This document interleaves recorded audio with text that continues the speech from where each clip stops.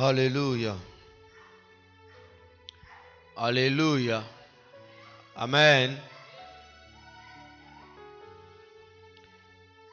Bonsoir à tous. Soyez bénis ce soir. Alléluia. Nous allons prendre nos Bibles ce soir dans le livre de Genèse.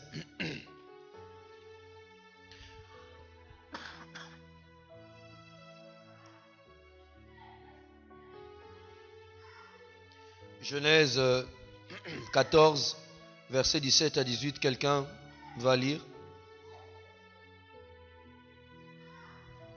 Quelqu'un peut lire à haute et intelligible voix? Genèse 14, versets 17 à 18.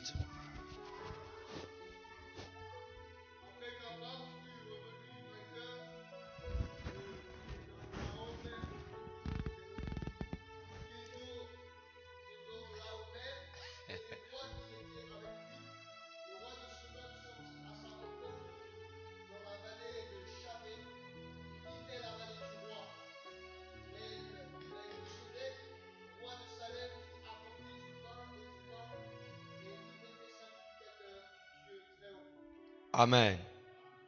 Avant on commence, je vais vous donner un secret. Vous savez, quand vous lisez la Bible et que vous trouvez il y a un mot difficile à lire, quand vous êtes en train de lire vous-même, sautez seulement, de peur de, de dire ce qu'il ne faut pas dire. Amen. La Bible déclare que, alors qu'Abraham revenait de vainqueur de Kedorlaomer et des rois qui étaient avec lui, le roi de Sodome sortit à sa rencontre dans la vallée de Chavé, qui est la vallée du roi. Melchisédek, roi de Salem, fit apporter du pain et du vin. Il était sacrificateur du Dieu très haut. Alléluia. Amen. Vous savez, la Bible, elle est tellement merveilleuse, tellement extraordinaire, lorsque vous la considérez dans les petites choses. Lorsque vous prenez soin de ne pas être pressé de lire la Bible et que vous prenez les détails, le soin de vous arrêter un instant sur chaque chose. Et nous sommes en train d'étudier les noms de Dieu. Et depuis le début, nous avons déjà étudié combien de noms? Combien de noms? Pardon? Hein? Lesquels? Elohim, Adonai, El Shaddai. Et nous sommes en train de dire, il est très important de comprendre cela, que les noms de Dieu ne sont pas des noms passifs, c'est-à-dire ce ne sont pas des noms que Dieu donne et puis il n'y a rien qui se passe lorsqu'on déclare les noms de Dieu. Chaque nom de Dieu est normalement actif, c'est-à-dire chaque fois qu'on prononce le nom de Dieu, qu'on déclare le nom de Dieu, quelque chose doit se passer. Il doit avoir une conséquence, sinon une action qui s'accomplit. Et les noms de Dieu sont souvent soit des révélations que Dieu donne, c'est-à-dire Dieu dit son nom, soit c'est une expérience que nous vivons nous-mêmes qui nous aide, qui nous conduit à découvrir un aspect de ce que Dieu est, et ça nous permet de savoir que Dieu, on peut l'appeler de ce nom-là. Amen. Et donc, chaque fois que nous citons désormais les noms de Dieu, que ça ne soit pas à la légère, que ça ne soit pas juste pour le plaisir de déclarer le nom de Dieu. Et même la Bible dit, dans Exode 20, que nous ne devons pas prendre les noms de Dieu, le nom de Dieu en vain. Bien-aimé, en tant que chrétien, normalement les histoires de chaque fois que tu te cognes, tu cries le nom de Jésus, ce n'est pas normal. Amen. Amen. Voilà. Quand tu déclares le nom de Dieu, il faut que tu réalises ce que tu es en train de dire. Et quand tu es en train de le dire, que ça devienne une prière. Chaque fois que nous déclarons le nom de Jésus, ça implique quelque chose, ça dégage quelque chose de Dieu qui se manifeste dans notre vie lorsque nous le déclarons. C'est pour cela qu'aujourd'hui, lorsque les gens parlent de Jésus, plus rien ne se passe dans la vie des hommes. Pourquoi? Parce que le nom de Jésus est devenu un nom comme tous les autres noms. Alors que dans le monde des ténèbres, normalement lorsque le nom de Jésus est déclaré, les trônes bougent, les gens tombent de leur trône, les démons tremblent, les démons s'enfuient, parce que le nom de Jésus a la puissance. Alléluia. Vous connaissez ce chant? Il y a puissance dans le nom de Jésus. Mais parfois, on ne vit plus cette puissance. Et la Bible nous dit ici que, alors qu'Abraham revenait de cette victoire, il va être rencontré par un être spirituel, Melchisedec, le roi de Salem. Au fait, Salem ici, selon ceux qui ont fait les études de l'époque, je vous ai dit dernièrement que j'ai cette Bible chez moi à la maison, qui est la Bible contextuelle. C'est-à-dire, quand vous la lisez, ça vous donne un peu le contexte des choses qui se passaient à l'époque. Au fait, Salem, certains disent que Salem, au fait, ce n'est que Jérusalem. Ça peut être le nom que Jérusalem avait avant. Ou sinon, on faisait allusion à Jérusalem lorsqu'on parlait de Salem. Mais il y a quelque chose de particulier, c'est que Melchisedec, la Bible dit qu'il était sacrificateur du Très-Haut. Quand vous lisez la suite, et même quand vous allez dans Hébreu, la Bible va vous dire qu'il n'avait ni père ni mère, il n'avait pas de généalogie. C'est-à-dire, il n'avait pas un lieu dans lequel il descendait. Donc c'était un être spirituel, ce n'était pas un homme. On dit qu'il était sacrificateur du Dieu quoi? Du Dieu quoi? Du Dieu très haut. Sacrificateur du Dieu très haut. Un sacrificateur, c'est simplement un prêtre. Un prêtre, un pasteur, un serviteur de Dieu. Quand je dis pasteur, c'est pour utiliser simplement le mot, pas pour dire que tous les pasteurs seulement sont des sacrificateurs. Même toi, si tu es chrétien, tu es un sacrificateur. Quand tu lis Apocalypse 1, verset 6, la Bible dit qu'il a fait de nous un royaume de sacrificateurs. Donc tout chrétien est un sacrificateur, est un prêtre, est un serviteur dans la maison de Dieu. Mais le nom de Dieu qui apparaît ici, c'est le Dieu. Le Dieu. Alors, quel est le nom souvent que nous utilisons en hébreu pour décrire le Dieu très haut? Oui, maman André. El Elyon. Amen. Qui a déjà entendu parler de El Elyon? Qui a déjà entendu parler de El Elyon? Levez la main, je veux voir ceux qui... Ok. Alors écrivez dans vos notes, El Elyon.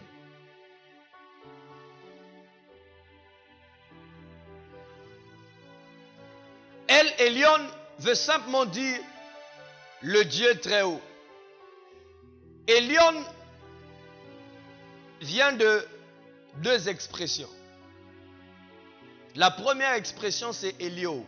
Elyon d'abord s'écrit tel que je suis en train de dire Elyon, ça s'écrit E-L-Y-O-N. Mais Elyon vient de Elio. Elio, c'est-à-dire E-L-Y-O-W-N. Elyon. C'est la même chose, mais c'est la même signification, mais c'est juste l'écriture qui change. Mais l'une des véritables sources de Elyon, c'est Allah.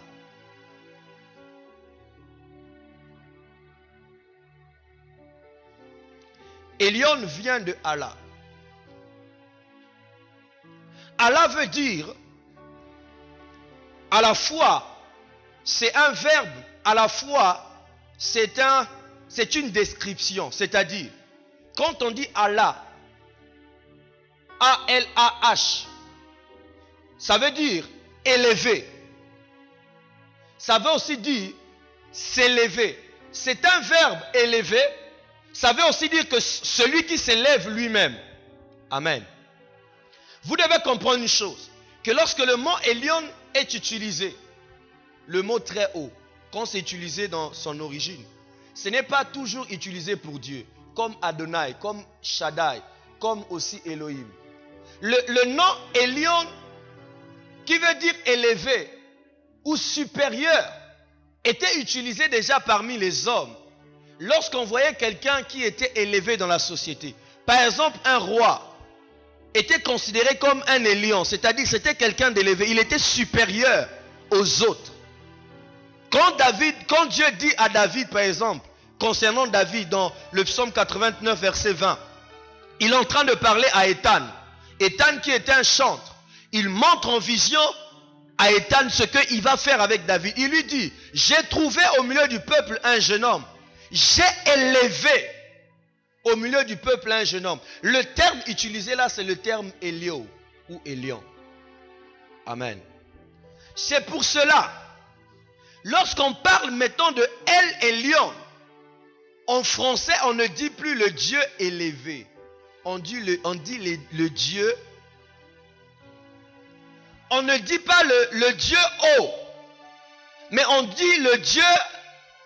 Pourquoi? Parce que non seulement que les hommes pouvaient être considérés comme des élions, c'est-à-dire des élevés, des supérieurs, mais même des dieux avec petit d étaient considérés comme des élions. Pharaon, parfois, par exemple, était un élion. Parce que dans la culture des Égyptiens à l'époque, quand quelqu'un était pharaon, il était un dieu. Il était considéré comme un être spirituel. C'est pour cela que vous allez voir que chaque fois que le roi mourait, on devait faire déjà comment on appelle ça? Une veillée spéciale. On devait embaumer son corps de manière spéciale. On l'enterrait avec de l'or. À tel point que même des milliers d'années après, on retrouve des momies des rois ou des pharaons aujourd'hui qui sont encore presque intactes avec de l'or.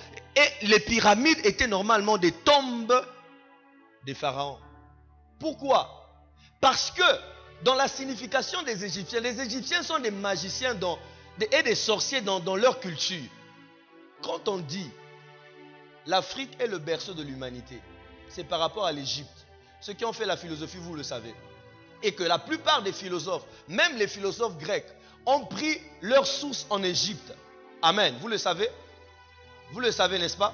Et donc, c'était un pays où la sorcellerie, où le mysticisme était tellement profond. Et la pyramide avait une signification. C'est pour cela que vous allez voir certaines sectes ou certaines loges utilisent des pyramides parce que ça a un sens. Ils vont vous dire, la pyramide a tant d'étapes. La première étape, il y a des gens qui sont en bas, qui n'ont pas la réflexion qu'il faut. Plus vous montez, puis ils arrivent au sommet de la pyramide, ils mettent une sorte d'œil pour dire là, quand quelqu'un arrive à cette étape, il peut voir des choses que d'autres ne peuvent pas voir. Ça, c'est la dimension spirituelle. Amen. Et quand quelqu'un arrive à cette étape, il devient supérieur. Il devient un élion. Mais en ce qui concerne Dieu, il est le Dieu très haut. Mais, ce soir, nous ne sommes pas venus pour nous arrêter à dire quelle est la signification de ceci. Revenons un peu au terme Allah. Vous allez comprendre une chose. Vous savez que les musulmans ont pour père ou pour patriarche Abraham. Vous le savez? Est-ce que vous le savez? Qui sait que les musulmans ont pour patriarche Abraham? Ok. Vous savez que les musulmans, pour eux, ils appellent Dieu Allah, n'est-ce pas? Et vous savez que dans leur conception, quand ils disent Allah, c'est parce qu'ils pensent à un Dieu qui est très élevé. Vous le savez? Vous allez faire un constat avec les musulmans, c'est quoi? C'est que pour le musulman, Dieu est très loin. Dieu est très élevé. Dieu est inaccessible. Dieu ne peut pas causer avec les hommes comme ça. Dieu ne peut même pas parler avec toi.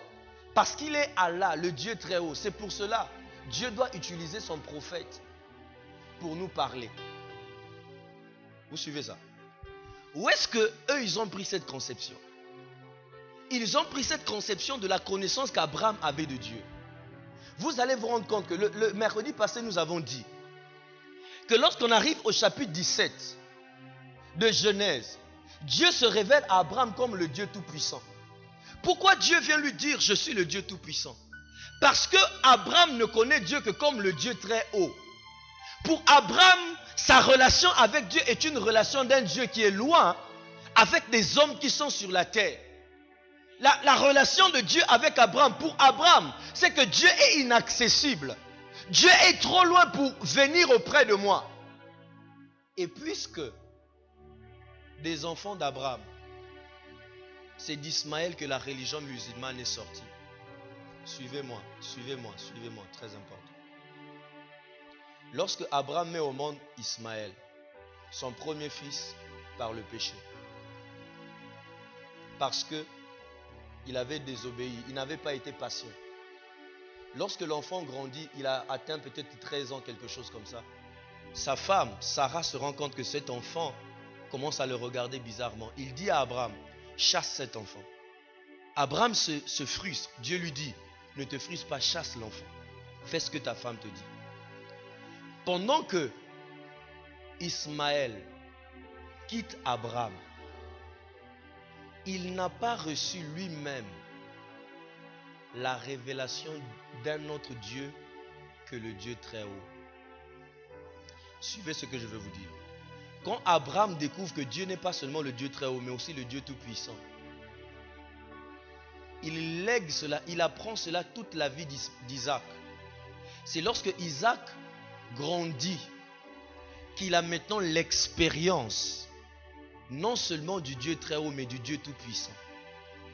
Il va le transmettre à Jacob. Jacob le transmettra à ses enfants. Et quand vous lisez Exode 6, verset 3, on l'avait lu, Dieu dit à Moïse, « Je ne me suis révélé à ce peuple seulement comme le Dieu tout-puissant, mais ils ne me connaissent pas dans mon nom l'Éternel. » Pourquoi? Parce que lorsque le peuple est rentré en Égypte, les pères n'ont plus appris autre chose de Dieu que le Dieu tout-puissant. De la même manière aussi, quand Ismaël quitte Abraham, tout ce qu'il sait de Dieu, c'est que Dieu est loin, moi je suis sur terre. Alors quand il s'en va avec sa mère, et c'est de lui que sort la religion musulmane, tout ce que les musulmans savent, c'est que Dieu est très loin, moi je suis sur la terre. Mais quand on vient du côté d'Isaac, d'où toi et moi nous sommes héritiers, nous appartenons, celui qui était de la promesse, à ce moment-là on se rend compte que Dieu commence à avoir une révélation progressive de ce qu'il voulait dire par le Dieu El Elyon. Quand Dieu veut se montrer comme El Elyon, ça ne veut pas juste dire qu'il est le Dieu qui veut être inaccessible. Non. Très haut il est, mais pourtant accessible. Regardez avec moi. On va voir ça dans la Bible. El Elyon se manifeste aussi en Jésus. On va commencer par la Genèse. Genèse 1, verset 27. Vous connaissez ce passage. La Bible dit quoi? Qu'est-ce que la Bible dit?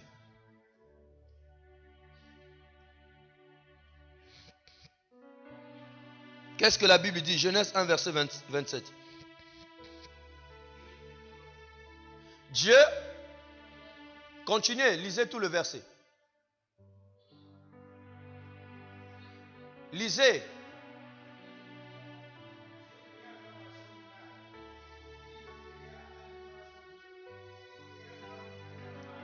Amen. Regardez, ce que je vais vous montrer, c'est quoi?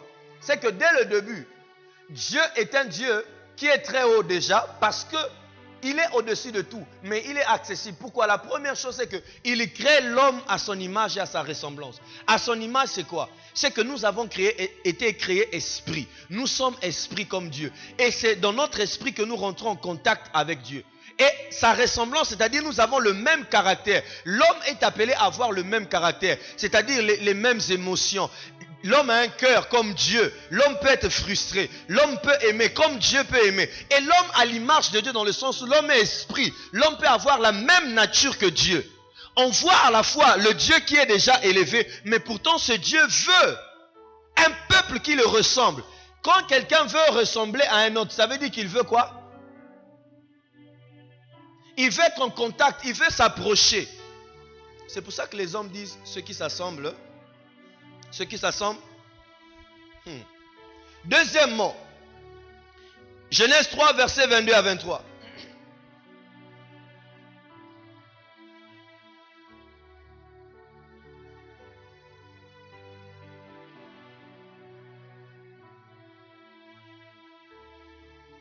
Quelqu'un peut lire?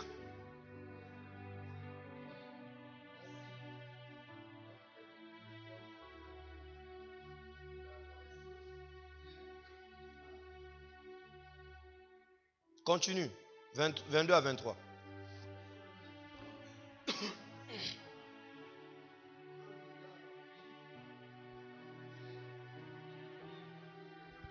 Amen. Même quand l'homme pêche, remarquez une chose. La Bible dit que Dieu constate que l'homme est devenu comme l'un de nous, dans la connaissance du bien et du mal. Dieu dit, empêchons-le de toucher l'arbre de peur qu'il ne vive éternellement. Dieu, au fait, ne veut pas s'éloigner de l'homme. Dieu n'éloigne pas l'homme de lui, mais Dieu éloigne l'homme du fruit. Il ne veut pas que l'homme soit loin de lui. C'est pour cela que dans la suite, Dieu va se révéler à Noé. Pourquoi? Afin de prêcher la parole pour que les hommes reviennent à lui. Dieu va se révéler à Abraham pour créer un peuple qui va lui appartenir. Dieu va se révéler aux prophètes pour annoncer la parole pour que les hommes reviennent à lui. Jusqu'à ce qu'on arrive à Jésus. Quand on arrive à Jésus, à ce moment-là, Dieu se fait chair. Simplement pour que les hommes s'approchent de lui. Jésus s'appelle qui? Emmanuel. Emmanuel veut dire Dieu parmi nous. Et regardez maintenant combien le El Elyon, qui était à l'époque dans l'Ancien Testament un Dieu très élevé, a une autre connotation. La vraie connotation du terme El Elyon, c'est en Jésus qu'on le comprend. Lisez avec moi. Allons d'abord dans le livre d'Éphésiens. Éphésiens 1, verset 20.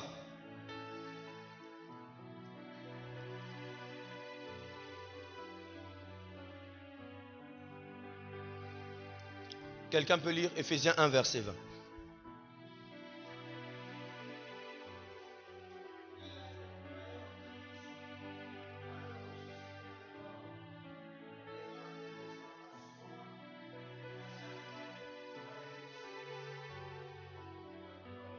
Non, 20 seulement. Un autre prend toujours Éphésiens chapitre 2, verset 6.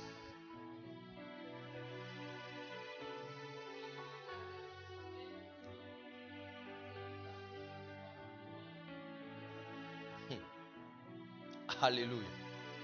Regardez. D'abord, le chapitre 1, verset 20 dit que c'est en Christ que Dieu nous a placés dans les lieux célestes. Dans les lieux quoi? Donc dans les lieux très... Ok. Dieu est dans les lieux très hauts. Et il dit qu'en Christ, il nous a ressuscités. Et nous a fait asseoir à la droite du Père. Dans les lieux célestes, dans les lieux très hauts. À ce moment-là, le fait que Dieu soit appelé El Elyon ne décrit plus pour nous une séparation entre Dieu qui est loin avec nous qui sommes sur la terre. Mais ça décrit un rapprochement qui nous élève vers Dieu. Je ne sais pas si vous comprenez ce que je dis. Regardez ceci. Quand quelqu'un est le frère d'un homme élevé, qu'est-ce qu'il devient? Hein? Qu'est-ce qu'il devient? Il devient... Le fait qu'il devient élevé, le fait que son frère est élevé, ne veut pas dire que lui, il est loin de son frère. Non. Mais lui aussi, il est élevé au niveau de son frère. Alors, ça implique la relation qu'il y a entre lui et son frère. Au fait, la manière que nous devrions voir le nom El Elyon devrait se traduire dans notre relation avec Dieu.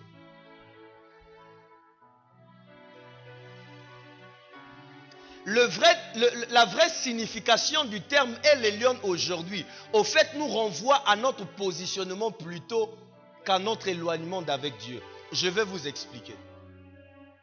Si lui, il est le Dieu très haut, ça veut dire qu'il est au-dessus de tout. Alors moi qui lui appartiens, je suis avec lui au-dessus de tout. Ça veut dire que son élévation fait à ce que je suis protégé. C'est pour cela, quand tu touches quelqu'un, s'il a quelqu'un de haut placé, tu es foutu. Quand on touche quelqu'un qui connaît El Elyon, celui qui le touche est foutu. Alléluia. Mais ça, tu dois comprendre ça. Pendant que tu es en train de dire El Elyon, ce n'est pas seulement le nom que tu es en train de dire. Tu n'es pas en train de vouloir dire Seigneur, je sais que tu es très loin de moi. Alors je crie à ton nom. Quand tu dis El Elyon, au fait tu es en train de déclarer ceci. Celui qui habite sous l'abri du Très-Haut demeure à l'ombre du Tout-Puissant. Alléluia. Parce que j'habite à l'ombre du... Je suis couvert du Très-Haut. Parce que je suis à côté de lui. Lui, il me protège de certaines choses qui ne peuvent plus me toucher. Quand je dis El Elyon, je réalise au fait ma position. Non pas seulement vis-à-vis de Dieu, mais vis-à-vis de mes situations, vis-à-vis de mes ennemis, vis-à-vis de mon environnement. Je regarde les choses de manière différente.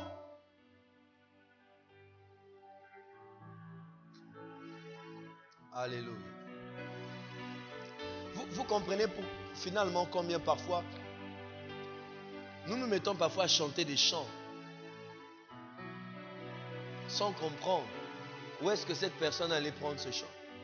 Il y a des gens qui aiment la chanson de El Elyon d'Atoms, n'est-ce pas? Mais ils ne savent pas, vous ne savez pas dans quelle situation est-ce qu'il allait prendre ce chant. Vous savez, un jour j'étais chez lui, nous sommes allés à une convention de la jeunesse nationale, c'était de la jeunesse internationale des Assemblées de Dieu en 2011. Et il nous a reçus chez lui à la maison. Le jour que nous sommes arrivés chez lui, il était en train d'apprendre à la sœur Dena le chant de « Et mon âme te loue, et mon âme t'adore ». Il était en train de l'apprendre ce jour-là parce que vous savez que c'est lui qui a composé le chant, n'est-ce pas? Et en expliquant le chant, on a compris que ce n'était pas un chant qu'il avait eu parce qu'il était en train de jouer du piano. Il a dit « Seigneur, donne-moi un chant ». C'est dans les moments compliqués de sa vie, ou lorsque parfois tout ne va pas, avec sa simple guitare, il n'a pas de mots à dire à Dieu. Il ne sait pas comment prier. Il est dans sa chambre, loin de sa femme, les larmes en train de couler. Et il sent la voix de l'Esprit au-dedans de lui qui commence à chanter ce chant. Et mon âme te loue, et mon âme t'adore. L'Esprit de Dieu chante au-dedans de lui. Et quand il sort avec le chant, vous chantez sans comprendre où est-ce que ce chant-là vient. C'est ça le problème que Dieu a avec nous. C'est que nous avons beaucoup d'informations sur Dieu, mais nous n'avons pas assez de connaissances sur Dieu. Nous pouvons citer les noms de Dieu, mais nous n'avons aucune connaissance de ce que ce nom implique. Tu ne peux pas être en train de chanter El Elyon et puis tu ne réalises pas quel est ton positionnement vis-à-vis de lui. Mais pourtant tu es encore en train de croire que Dieu est loin de toi.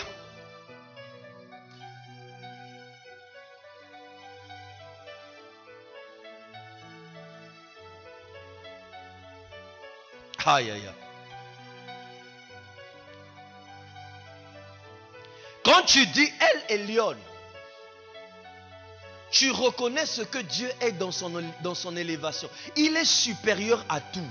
Il est supérieur à ta situation. Il est supérieur à tes adversaires. Il est supérieur à ta propre vie. Et il t'a pris, t'a placé à ce niveau supérieur. Alors, ta manière de voir les choses doit changer. Ta manière de voir Dieu doit changer. Ta manière de voir tes situations doit aussi changer. Pas seulement de tes lèvres, de dire El Elyon. Lorsque le Nouveau Testament parle de Elyon, ça parle de trois choses. La première chose, de deux choses plutôt. La première chose, ça parle des lieux très hauts. Deuxièmement, ça parle des fils du Dieu très haut. Jésus était appelé le fils du Dieu très haut. Et vous savez que nous aussi, nous sommes devenus fils par adoption. Pourquoi Jésus se dit le fils du Dieu très haut? Il a dit à Nathanaël, dans Jean 1, il lui dit, parce que je t'ai dit que je t'ai vu sous le figuier, que tu crois, mais à partir d'aujourd'hui, vous verrez des anges monter, des anges monter et descendre. celui qui est fils du Très-Haut au fait, je suis en train de vivre sur la terre, mais ma vie est connectée tout le temps aux choses d'en haut. C'est-à-dire, les choses quittent le ciel, descendent dans ma vie. C'est mon corps seulement qui est ici, mais mon esprit, c'est-à-dire le véritable moi, est positionné dans le ciel. Cela veut dire que même lorsque l'ennemi veut m'atteindre, comment il va m'atteindre puisque je suis auprès du Dieu très haut? Il y a des armes qui ont été inventées pour atteindre quelqu'un à 1000 mètres. Il y a d'autres qui ont été inventées, on appelle ça des armes intercontinentaux. C'est-à-dire, ça peut quitter d'ici à Point Nord, ça arrive jusqu'au fin du monde. Mais il n'y a aucune seule arme. Aucune seule arme qui est intercéleste. C'est-à-dire, qui peut traverser le ciel, le premier ciel, arriver jusqu'au deuxième ciel et atteindre le troisième ciel là où Dieu est. Aucune seule arme. Et c'est là où toi tu te trouves. Mais pourtant, lorsque tu sens un peu le chat miauler dehors, tu dis Bokozwanga était. Hey, comment tu peux dire Bokozwanga était? Déjà, au fait, quand tu le dis, tu as peur. Tu oublies ta position. Ton positionnement. Alléluia.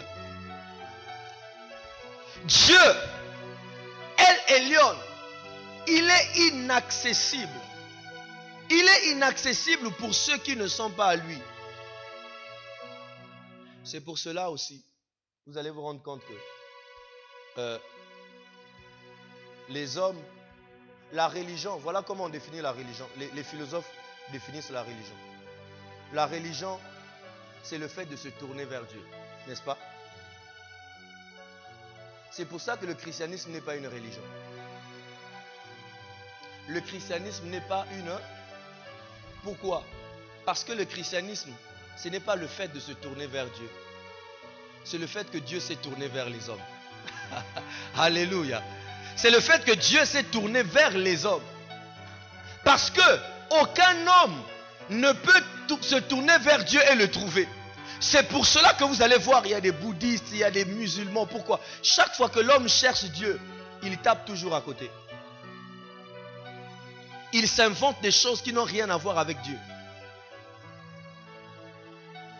Si Dieu ne te trouve pas, tu ne peux pas te faire trouver par Dieu. Et tu ne peux pas trouver Dieu. Tout ce que nous avons à faire, nous, c'est de nous disposer, dire Seigneur, je suis prêt que tu me trouves, que tu me touches, Tout ce que nous faisons, c'est ça. Seigneur, je suis prêt que tu me touches. Je suis prêt que...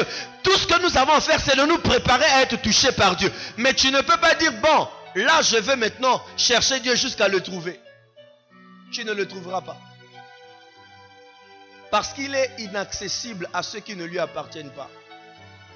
Et puisque Dieu, le Très-Haut, est inaccessible, le fait qu'il nous a ressuscités et nous a fait asseoir avec lui à sa droite, nous devenons aussi inaccessibles à certaines choses. Alors quand je dis El Elyon, je n'ai plus la même pensée qu'Abraham. Parce qu'Abraham était calé sur la pensée qui existait à cette époque. Mais moi, je traverse Abraham, je traverse Isaac, Jacob, je traverse le tabernacle, je traverse les prophètes, j'arrive à Jésus, je me rends compte qu'à ce moment-là, moi qui étais éloigné, je suis maintenant proche. Et la Bible dit que nous sommes le temple du Saint-Esprit, une habitation de Dieu en esprit. Dieu habite au-dedans de nous. Alors change ta manière de le voir comme El Elyon. Quand tu es en train de dire El Elyon, cela doit te fortifier parce que tu sais qui tu as avec toi. Amen. Lisez encore avec moi. Philippiens.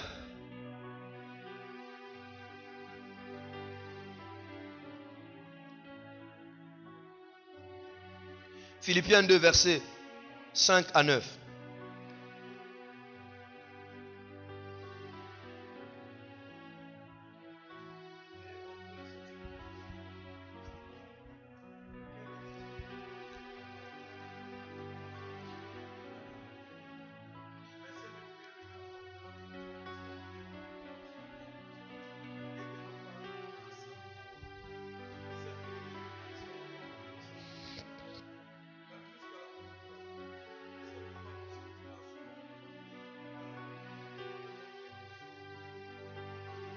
Amen. Dieu l'a fait quoi? Dieu l'a fait quoi? Lisez dans vos Bibles, Dieu l'a fait quoi? C'est quoi souverainement? Pardon? Souverainement, ça veut dire quoi? Oui. Plus haut. Quoi encore? Suprême. Quoi encore? Pardon? Je ne comprends pas. Gracieusement. Non, pas vraiment gracieusement. Pardon? Grandement. Plus haut. Souverainement. Vous connaissez, quand on appelle quelqu'un souverain, ça veut dire quoi, non? Hein? Vous connaissez? Ok. Donc, un souverain, c'est quelqu'un qui est supérieur. C'est-à-dire, il est au-dessus de tout. Regardez. Quand, par exemple, un pays ou un homme d'affaires veut faire des affaires au Congo ici, par exemple, il veut exploiter le pétrole comme Total, il va aller voir qui? Hein? Il va aller voir qui? Le président. Pourquoi? Pourquoi il ne va pas aller voir la mère du président? La mère du président est plus grande. C'est elle la mère du président. Pourquoi il ne va pas voir le père du président? Hein? Vous savez que dans certains pays, les présidents existent. Il y a des présidents, mais dans leur famille physique, ils ne sont pas chefs de famille. Vous savez ça? Il est président du pays. Mais quand ils font les réunions de la famille, ce n'est pas lui le chef de la famille. Pourquoi cet homme d'affaires ne va pas voir son chef de famille?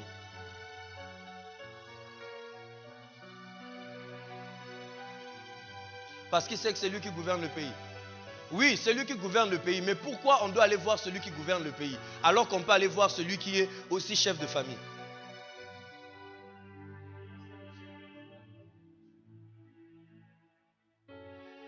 Pourquoi il n'est pas souverain?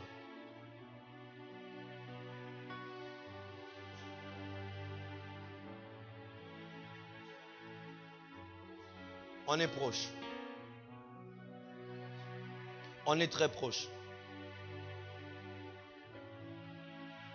On est encore très proche. Là, on s'éloigne. Non, on s'éloigne encore.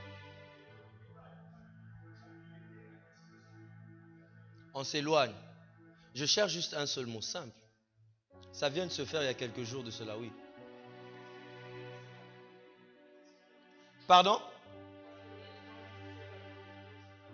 Pourquoi il a l'autorité suprême? Parce qu'il a été élu. C'est-à-dire, nous, le peuple, on lui a donné le pouvoir.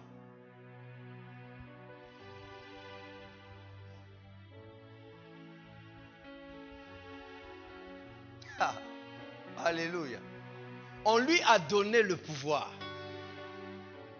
Maintenant, Dieu, personne ne lui a donné le pouvoir. Il a donné le pouvoir à Jésus. Et Jésus, lui, quand il a été ressuscité, il allait nous placer à la droite du Père. La droite du Père ne veut pas dire que Dieu a une main droite, non. Waouh! Extraordinaire. Dieu n'a pas une main droite. Quand on dit la droite du Père, ça veut dire la gloire de Dieu, la puissance de Dieu, l'autorité de Dieu. Ça veut dire que nous sommes assis. Nous avons le mandat éternel, l'autorité suprême venant de Dieu. De El Elyon. C'est-à-dire, Jésus est allé voir le président de l'univers pour lui dire, je donne ce marché à Ézéchiel.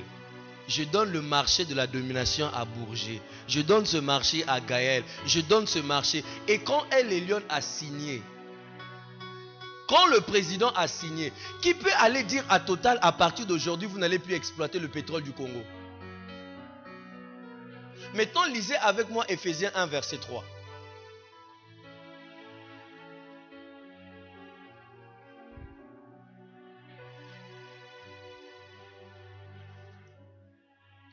Quelqu'un peut le lire à haute et intelligible voix. Ephésiens 1, verset 3.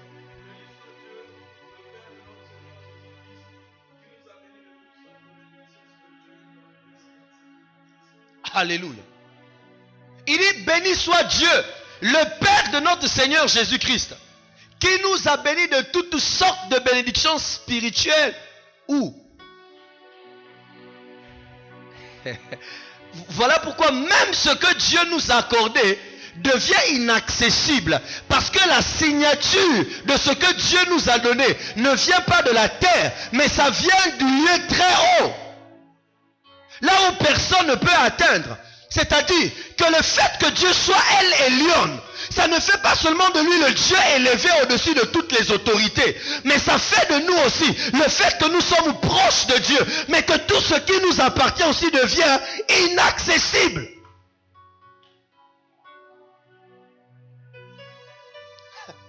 Vous avez déjà vu quelqu'un qui sait qu'il a quelqu'un de grand dans le pays? Comment il se comporte? Devant moi un jour, au marché, à l'époque il y avait encore le grand marché, un jeune homme a commis la maladresse de faire la cour à une jeune fille qui était dans sa Prado. Elle est sortie pour acheter les choses par terre.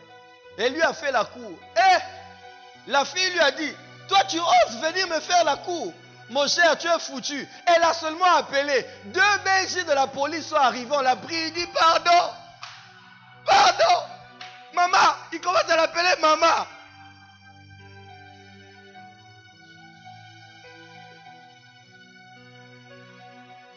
Quand tu réalises que tu as de haut placé, ton attitude doit changer. Ta manière de vivre doit changer. Parce que le Dieu que tu as est là où il t'a positionné.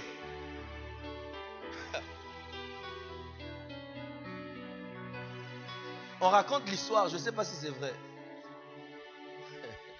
L'histoire d'un homme. Un jour, soit disons qu'il était ami à un président dans un pays. Ce pays-là, le nom du pays commence par C. Ils étaient amis. Ils se sont rencontrés un jour. Il a dit à cet ami, toi et moi on a été à l'école. Qu'est-ce que je peux faire pour toi? Cet ami lui a dit, président, je te demande une seule chose. Une seule chose, c'est tout. Chaque fois que tu voyages, avant de monter dans l'avion, que je sois la dernière personne à qui tu chuchotes quelque chose à l'oreille. Je ne te demande pas l'argent.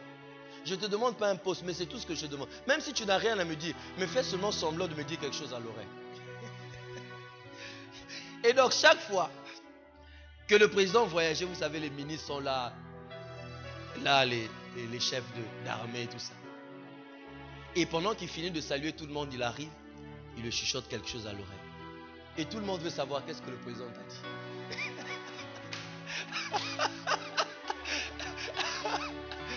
Et regardez-lui, même si le président n'a rien dit, il dit seulement, ah, le vieux là, moi je ne le comprends plus. Là, il vient de me dire qu'il va remanier le gouvernement. Et il me dit de lui donner une liste. Et là, tous les ministres disent, ah, mais il faut mettre mon nom. Il dit, si tu veux que je mette ton nom, donne-moi seulement ton. Et finalement, les gens se sont rendus compte que le président ne lui disait rien du tout. Parce qu'après que le président revenait, rien ne changeait. Mais le simple fait que le président lui dise quelque chose, sa vie change. Tout ce qu'il dit, les gens croient. Parce que le président lui a dit quelque chose à l'oreille. On ne dit pas à l'oreille de quelqu'un quelque chose si ce n'est pas un secret, si ce n'est pas important. Alors, puisqu'on te dit toi quelque chose d'important, c'est que tu es important. Maintenant, c'est toi qui as la droite du Père. Là où il chuchote, aïe, aïe, aïe, là où il chuchote des choses, normalement c'est toi qu'on devait venir voir.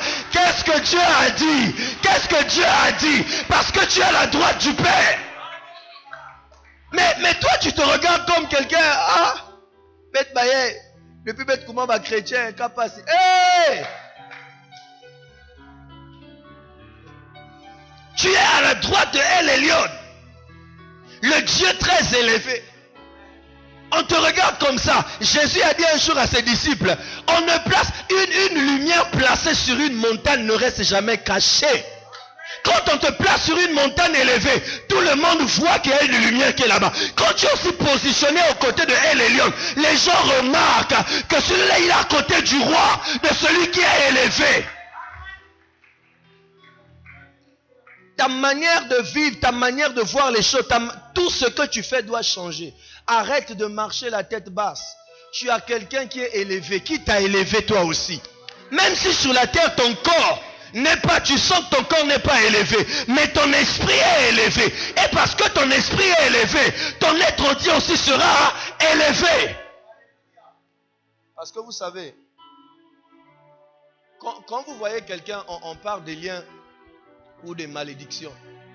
Que non, dans leur famille, ils ne réussissent pas parce qu'il y a des sorciers. Vous pensez que ces sorciers-là viennent, ils attachent un fil sur leurs pieds, par exemple, pour lui dire, bon, toi tu vas pas aller au boulot, tu vas pas aller déposer tes documents. Il se tient seulement sur un arbre la nuit. Parfois même pas dans ta parcelle. Il dit juste un mot. Engambe, par exemple, je ne vais pas prendre le nom d'un Congolais, peut-être que je vais dire Bourget, et puis on va croire qu'il est le nom. Je vais prendre un nom de quelqu'un qui n'est pas ici. Par exemple, il dit Engambe ne réussira jamais. C'est tout ce qu'il a dit. C'est tout. Il a dit ça spirituellement. Les conséquences se manifestent. Non, les conséquences se manifestent physiquement. Mais on vient de nous dire qu'il nous a bénis de toutes sortes de bénédictions. Ça veut dire que ça ne s'arrête pas dans les lieux célestes, cette bénédiction. Ce n'est pas des choses qu'on va voir seulement dans le ciel. Non. Les bénédictions qui sont accordées spirituellement ont un impact, des conséquences positives dans notre vie physique. En réalité, quand tu deviens chrétien, tu es déjà béni. Parce que Dieu a déjà déclaré la parole sur ta vie. Tu es béni. Arrête de commencer à dire, ah, il se peut que je sois maudit. Si tu es maudit, c'est que tu n'as pas encore Jésus. Si tu penses que tu es maudit, c'est que tu n'as pas encore été placé. Quand Dieu t'a déjà placé, c'est fini. Les malédictions tombent par elles-mêmes. Sauf si tu ouvres encore une porte et que le diable trouve accès. Mais s'il n'y a pas d'accès, tu es béni, c'est fini. Regardez, bien-aimés, le jour que le roi Balak tremblait devant le peuple d'Israël, il dit à Balaam le prophète, viens, tu vas me maudire ce peuple. La Bible dit, le peuple ne savait pas. Ils sont allés sur les montagnes.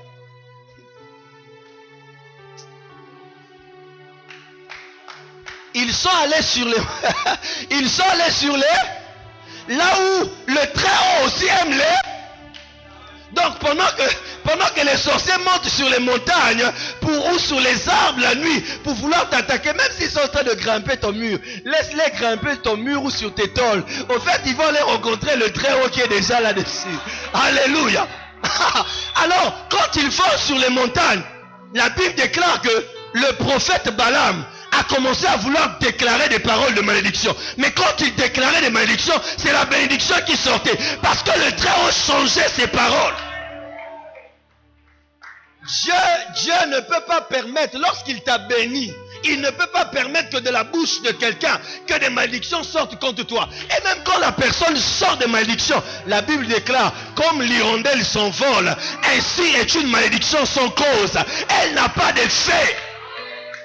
Tu n'as pas à trembler, à avoir peur. Celui qui doit trembler devant toi, ce sont tes ennemis. Chaque fois que tu passes quelque part, on doit voir un élion, c'est-à-dire un supérieur. Quand tu arrives quelque part, on doit voir un supérieur.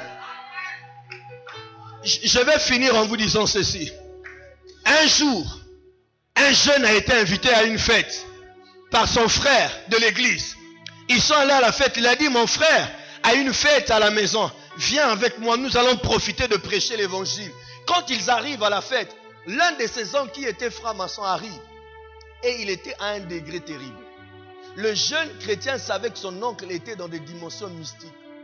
Et quand les deux arrivent, pendant que l'autre frère qu'on avait invité était en train d'aller se servir, l'oncle s'approche de son neveu.